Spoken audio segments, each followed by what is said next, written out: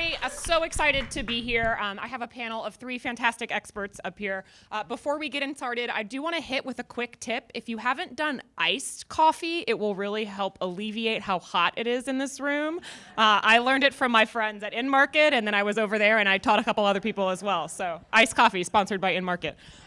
Okay, so I am so excited about this conversation. I have delved so much into value and experiences and what is that race to the bottom line, because let's be real, no one wants to be the Bed Bath & Beyond of QSR, right? Like, we want people to come to us without a necessary value or discounting prop, but it's a fine balance of how we do that. And we had a couple of quick panel conversations beforehand, and I'm so excited to be able to lead this conversation. So let's get into it with some quick introductions. Daisy?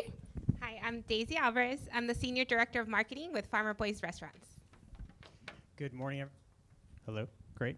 Yes? Okay. Good morning, Michael Kotick. I am the Senior Director of Brand at Chipotle. I'm Dave Nadkarni. I'm the Director of Marketing for Wing Zone.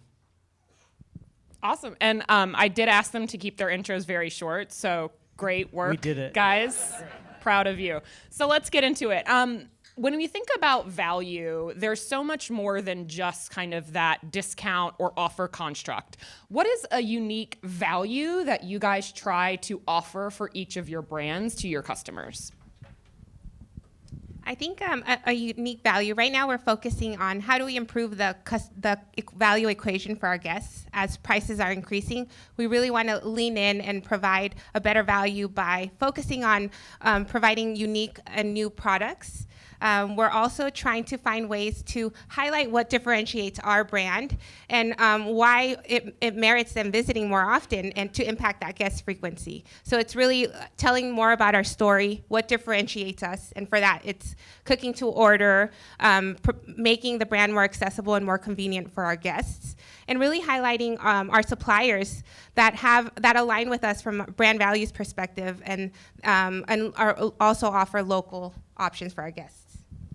You know, I'm gonna build because I think we're all approaching it kind of the same way. I think the temptation when it comes to value is to make a very rational decision about how to appeal to people, right? Dollars off, frequency deals, driving check, those types of things. At Chipotle, we actually have shifted our perspective quite a bit to say, what are the emotional connection points that we need to establish, and why is that even more important now than it has been historically? So at the end of the day, if we can have someone eat at Chipotle and say, you know, it's better for the planet, it's better for me, it's better for the community, gosh, this feels great, that is a value proposition in and of itself. And I think the word proposition gets lost, right? We always talk about value, but we forget that second word, which is proposition. And I think that's where we're looking at things like something like the Real Food Print, which if you go to our app right now and you order Chipotle, which I'd love for you all to do, it's lunchtime, go ahead and get it done. At the end of the digital transaction, there actually is an entire experience that tells you the impact that you're making on the planet by choosing your specific order, the ingredients that you know and love, versus other ingredients that people are serving in other places. So how much organic land are you supporting? How much water are you saving? How much antibiotics are you keeping out of animals? Those types of things. And holistically, we're starting to build a value proposition that feels more robust and makes you feel more connected to the brand than just $2 off. So we're focusing in those types of areas much more because that emotional connection is more important than ever. At Wing Zone, kind of what we did was we took a little bit of a different approach beyond discounting. And is this on? Okay. You sound great. Thank you. Yeah. And what we really did was similar to Domino's, what we did was we did a little bit of attention exercise, and we said, what is the issue with wings? And the number one issue we found with wings is time. And it takes forever to cook wings, and it takes forever to get wings. And by the time wings arrive at your house, they're cold, they're soggy, and it's halftime. And that sucks. And so we said, okay, what can we do to make this better? And what is our differentiator now? And if we find a differentiator, we can go beyond discounting. So over time, we perfected a cooking method that allowed us to cook our wings within, under 2 minutes, and doing so gave us that differentiator. And now we are able to provide wings that are really fast. We call it flavor really fast, and while our wings might not always be discounted, which actually they're not, we are able to provide wings that nobody else can provide wings that fast that we know of. So that's how we do it. So Daisy, they talked about using the value of speed, right? Getting your food fast, as quick as possible. Michael talked a little bit about, hey, people want to give back and make sure they're doing good to their community. That's a value that we see our customers have. What about at Farmer Boys? Like, what do you like to give to your customers outside of just $2 off? So we still have some discounts as more as a trial vehicle, but we are adding more value to our guests. Community involvement is really important to us. Last year, we kind of launched a new grand opening program centered more around school connections, and where we're donating 100% back to local schools. But that cost, it's kind of like we're reallocating media spend, and we're seeing that the high schools that we're engaging with are really being kind of that loudspeaker for us. And they're going out and introducing our brand to the local community. And it's really kind of like more effective where it's word of mouth advertising. And it's great to have that connection initially and use it as a trial vehicle for the brand while supporting local schools. Can I toss one more thing? Mm-hmm. Great. So I think another dimension of this too, to your point about driving trial, I think we're all trying to drive new guests in as much as we can. But the experience is going to matter when they get there, right? The food has to be great. The hospitality has to be next level. And if we all look at ourselves in the mirror a little bit, I think we can all recognize that maybe some of that, due to factors outside of our control, may have slipped over the last 2 years, right? Labor issues are challenging. Supply chains are insanely complicated, worse than they ever have been. So I think there is another dimension to value, which is just deliver, right? Deliver on the core experience above and beyond everybody else. And even when you're thinking about the delivery occasion, to your point, Dave, make it accurate, right? How many of y'all have gotten a bad order? And nothing will make someone more upset than saying, hey, I have $3 that I want to spend at XYZ location. I go through the order experience and I get the wrong thing.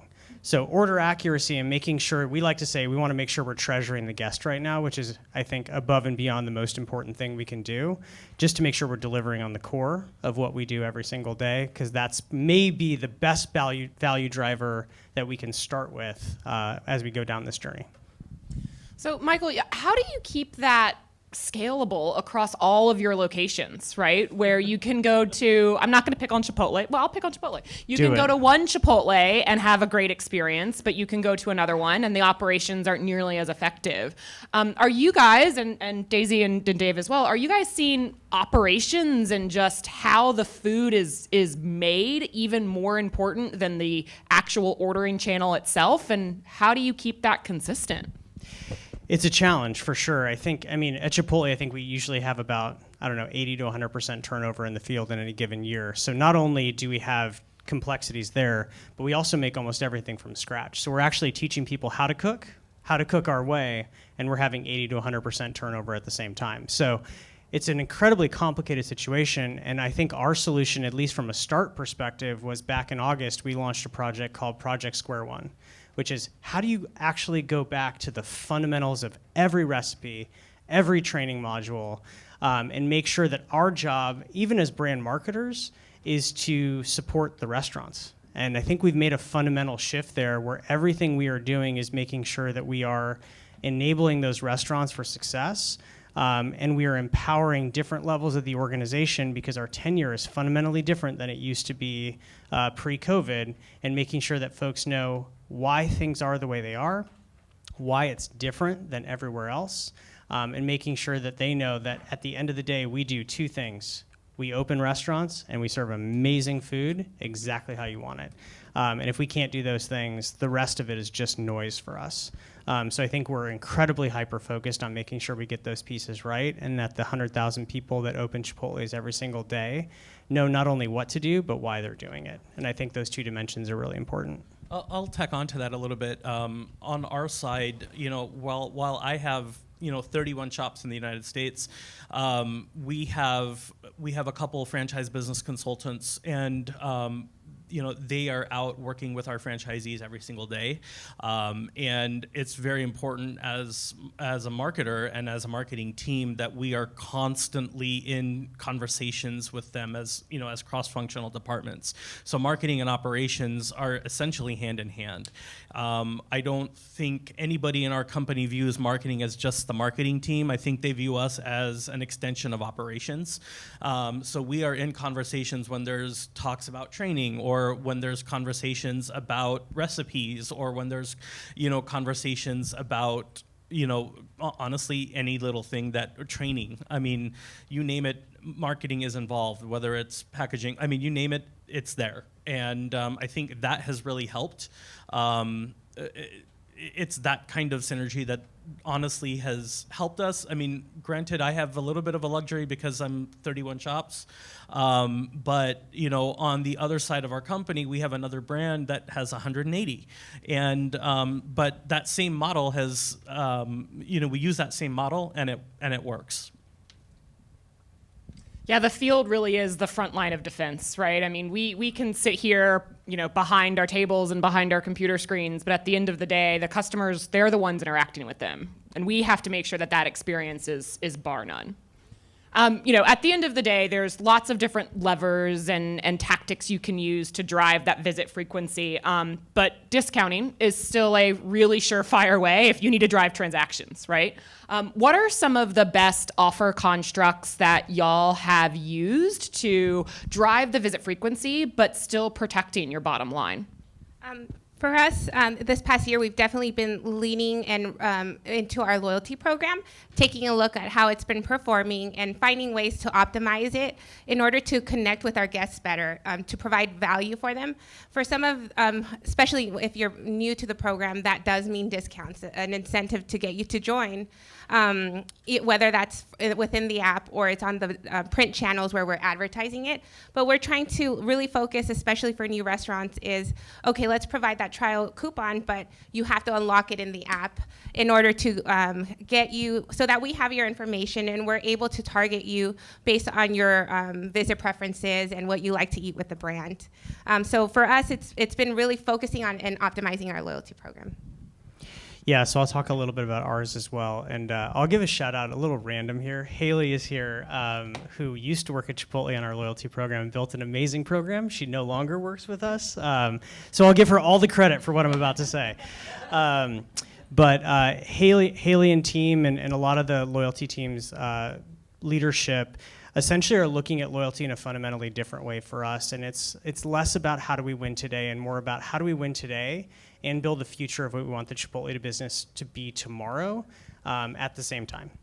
So if we're going to discount, which we all are going to discount in one way or another to drive either trips or check, I think there's a little bit of a question of, who do we want to be when we grow up, when we come out of a potential recession on the back end, right? So for Chipotle, I'll give you an example. Does anyone want to guess what the #1 most popular drink at Chipotle is? Is it beer? Water. That doesn't make a marketer very happy. So how do we start to build different behaviors, right? How do we build check? How do we build, reframe how people think about their Chipotle meal to include beverages, to include other things? And how do we leverage those behavior drivers that we're looking to instill within our guests as a way to drive value today? So I think there is a little bit of build today, win today, and build the future for tomorrow that we're infusing in our value proposition so we can use this time strategically to ensure that we continue to build the business over time. For us, we don't have a loyalty program at the moment. We acquired Wings, the company that we acquired Wing Zone about 2 years ago, and so it's in its infancy stage with us. But we do see the value of acquiring a customer, and how we do that and how we retain them is through through digital journeys, and we try to strategically send offers to our guests. We start with the acquisition, and it's a trial. Sometimes it's a six piece wings, just so people can at least try us. food costs, are, which we will get into, I'm sure, because wings have been interesting this past year. The thing is that starting out with a good trial and then finding ways to throw out a carrot or two, or celery in my case, it really helps. And if I don't have a loyalty program, at least I can strategically use SMS and email. I'm here for it. And if there's anyone out there who wants to throw me a great loyalty provider, I'm here. I'm willing to take a meeting tomorrow.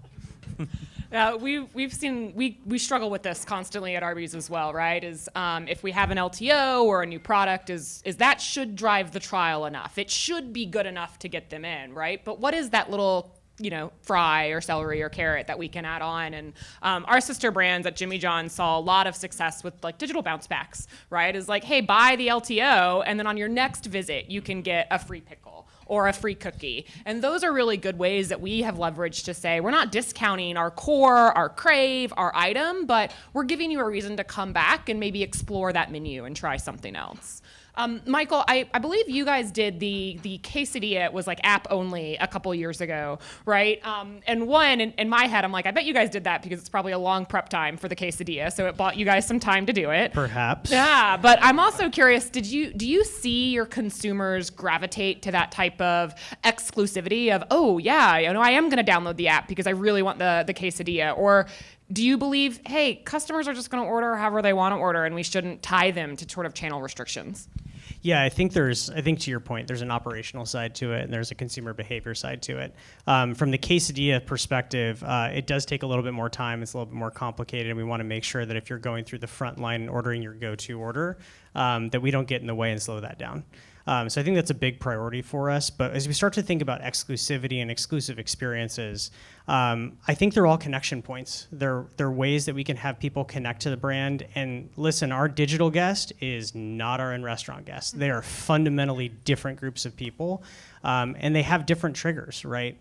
So I think as we start to think about engaging those audiences, we have to ask ourselves the questions: why are they coming to digital? What are they expecting? How are they looking at that channel? And why are they looking at that channel differently than thinking about going into the restaurant?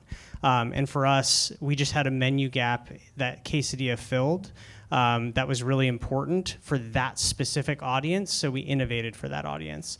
And I think there is a dimension of just making sure that we're not taking broad strokes against innovation or LTOs, and that we're actually designing LTOs and value drivers for people, and not for huge mass audiences that can be a little bit ubiquitous at times. So yes, very insight driven. The quesadilla was an awesome opportunity. There may not be more of those coming up, but we're super excited to continue to foster that relationship within the digital channel. Farmer Boys, from a menu perspective, doesn't believe in restrictions based on different channels, but that's because we have a different base. The bulk of our business is in the drive-thru and in the dining room, so we feel it would kind of disappoint our guests. But for us, there's a huge upside and opportunity and focus to kind of grow our digital channels. So I think we're just in different parts of our journey. But for us, we do think of how can we add or provide added value to our guests, but not do it from like a menu perspective. And so for us, it's kind of been, this past year, we focused on finding partnerships that give discounts to our guests or exclusive access that's not coming from us, it's coming from somebody else. So someone else is funding it. And we've seen a benefit because it's also allowed us to tap in to new audiences that we haven't been able to tap into as a brand before. I'm in the exact same boat. I mean, we are just really in our infancy stage. So, while I don't even have an app at this point. So, so anyone out there, I'm listening. Kidding, maybe. But in all seriousness, I mean, we're in our infancy. So, these are conversations I love hearing because even last night at Happy Hour, I'm hearing all these different conversations about digital exclusivity and, all these different methods of executing these things. It's fantastic. I mean, I'm already thinking about, how I can launch different flavors and different flavor LTOs and, all these things that the operations team is going to kill me on. But it's totally fine. Whatever we have to do, move the needle and do this. Do you guys, at the end of the day, do you think a customer wants the food a little bit cheaper, or the customer just wants the food the way that they ordered it? I think different segments have different needs. There's a group of our customers who focus on price, and that's what they're looking for. But there's also those where accuracy really plays a huge part. And if we could make small progress on addressing the accuracy, concerns we have seen in the past year, it would make a huge impact on frequency and their satisfaction with the brand. I think that our customer will be focused on getting accuracy and getting their food fast and getting their food, their food tasty. I mean, they want it done right. And hot. And hot, exactly. Has anyone figured out how to deliver hot French fries? No? Nobody? Working Okay. on it. Does anyone work at Wendy's? I hear they did it. No, I think for us, it all matters, right? And I think it comes down to how people are seeing your restaurant and the pricing that we all took over the course of the last 12 to 18 months. So if you overtook pricing beyond where the value proposition sat, I'll bet you we're probably going to be in a position where you have to supplement those price increases with some value drivers, right? But if you kept those things in check, I think the challenge is the value equation is going to shift dramatically over the course of the next 12 months. And the large question is, can you deliver on the value that you are promising today, at the very least, if not exceed that now that you're charging more for it? So I think that those kind of two pieces have to be in balance. And I think that's something we're really focused on, is just to make sure that we are treasuring every time that someone decides to spend money at Chipotle and delivering them an exceptional experience that matches what their expectations are. Well, you brought it up, so let's talk about price.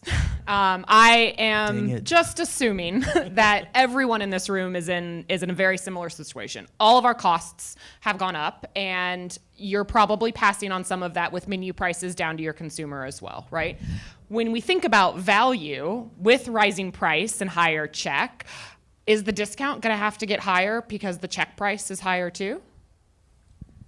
We haven't been focusing on increasing the discount. It's been really just in delivering a better experience so that that equation makes better sense for our guests and so that they're coming to us. I think all of us have had to experience price, but I don't know if it's a good thing, but everyone is in the same boat. So if they're coming to the morning place that they visit, they're also seeing the same situation at the other brands that they frequent. So I think it's a realization all guests are coming to, that it's not just certain brands, and they are kind of reassessing what they get, the experience that each of them delivers. In my case, my discounts are not going up. I have, and I should have prefaced this earlier, I have kind of two brands under my Wing Zone brand. I have, I have several shops. A majority of my shops are actually what I call Wing Zone legacy shops, and they have not yet been rebranded into my new Wing Zone, which we just underwent a rebrand completely, where we have the new fast cooking process. And our original legacy brand, these shops previously relied heavy on discounts. And as shops are going through the rebrand, they will not be the customers will not be relying on discounts because we are leaning in heavy on the speed. So in our past shops, the customers, we are not increasing our discounts, even though prices have gone up. I cannot sell that into my franchise advisory team. I just can't. So having said that, that's where I push the messaging of good delivery, great flavors, 18 of them. There's a buffalo for every day of the week. I've got 7 of them. I've got 5 different barbecues. I've got something for everybody. And so I have to lean into what my offerings are. So that's how I have to differentiate myself. Last question, rapid fire. What's next? What is the next thing we need to be looking at as our industry and our consumers change? I'll go. Leaning into what you do best. That's my quick answer. I would probably say personalization and finding ways to effectively reach the different segments and communicate in a way that's relevant to them.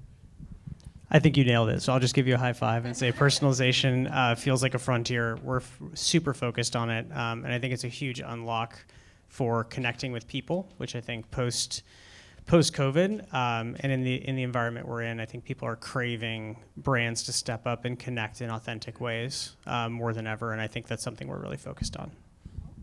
Awesome. Daisy, Michael, Dave, thank you guys so much. I hope you guys got a lot out of this conversation. Steve, do we do Q&A or are we done? We have time for Q&A. So, what are your questions to the panel? I have a question if no one else does. I'm Barbie of Media Post. So I was wondering, people that go, that think about pricing and how pricing has gone up, do you ever have to compete with the home cook? Now people want to cook at home. I guess, how do you address, have you changed your marketing strategy to get those people that are like, oh, instead of going to Chipotle or Wing Zone or Farmer Boys, I'd rather cook at home to save costs?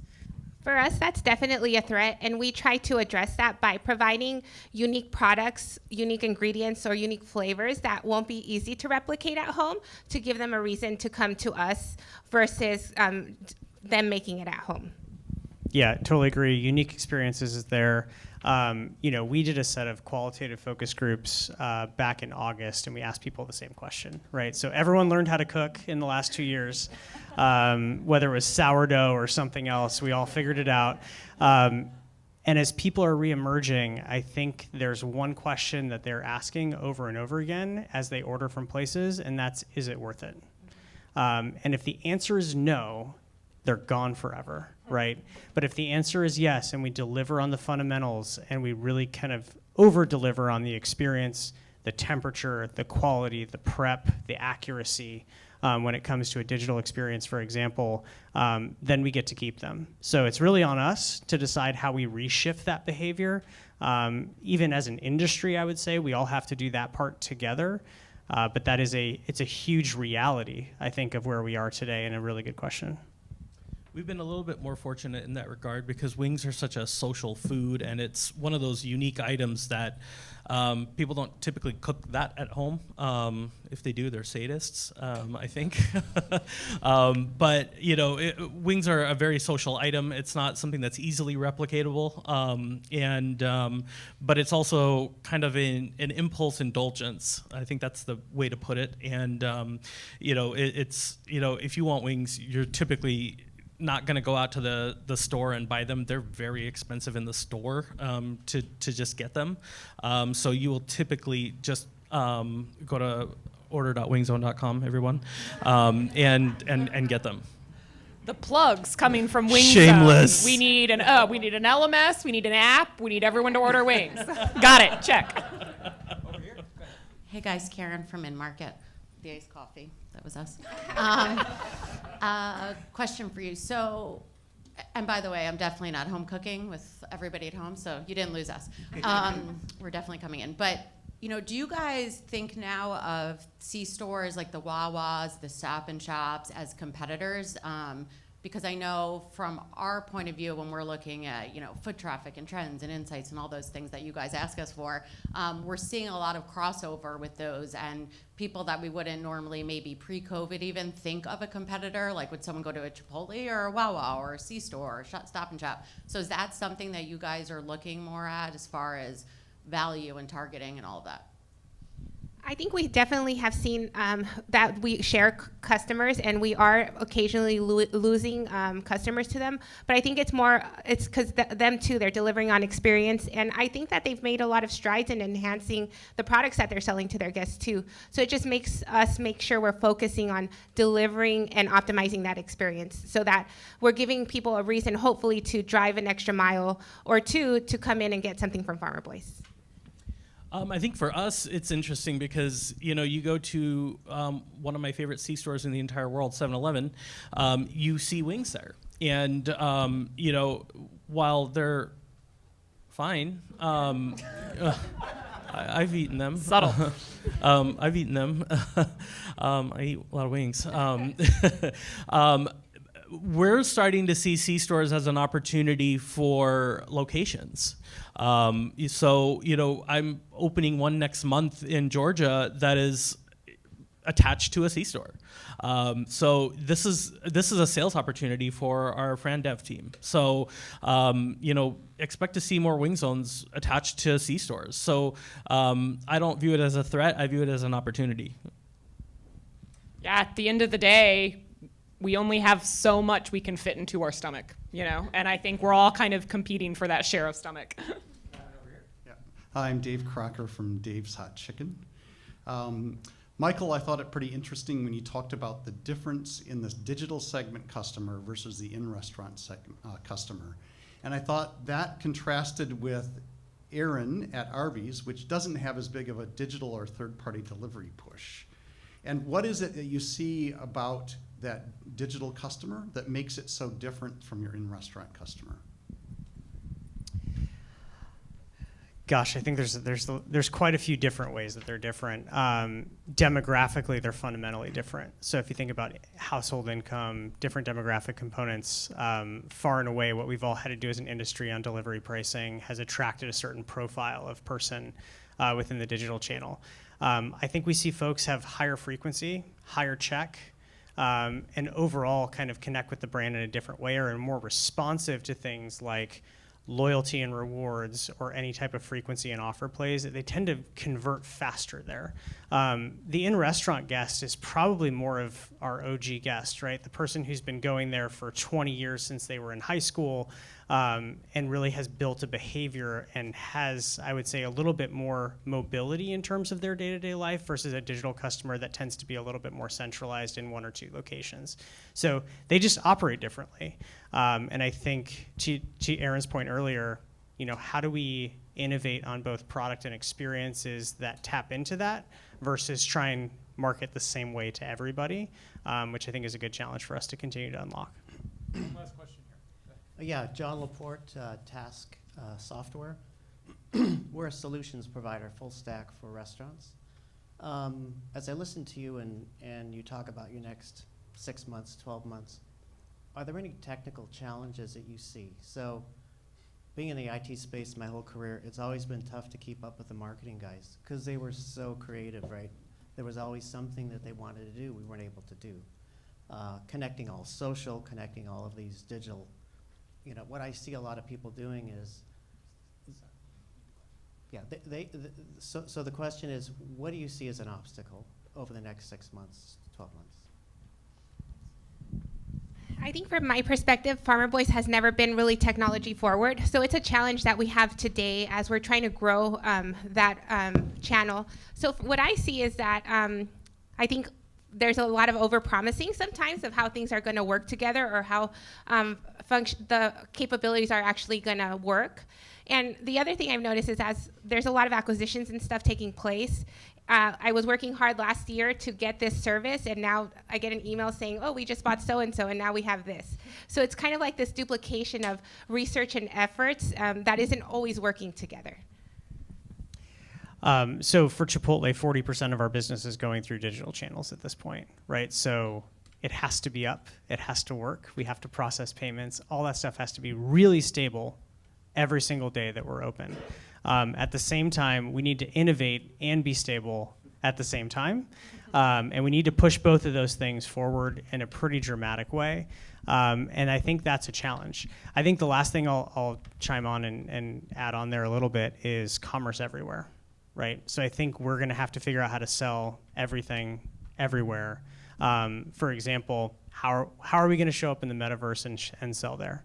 How are we going to show up in a lot of different places and make sure there's commerce available through every channel as opposed to go to this app, download this app, and order this thing because it's just too tough to ask everybody to do that. So I think we have to figure out how we democratize access is a really big opportunity. My big challenge is I have 50% of my business is online. I have a brand that is currently living in 2004 on the internet, and I am personally living in 2023. So that is my challenge. So that's where I'm trying to be. I would love for my brand to be living in 2012. as a starting point. So Not so much to ask. it's a small ask, and that would be a good starting point for me, which sounds really backwards, but that's where I want to be at least, and from there I can build on. So that's where I see my challenge, and over the next year, I see myself getting there, and my 3-year plan is getting myself to current state. Aaron, panel, that was fantastic. Thank you so much, guys. Thank you.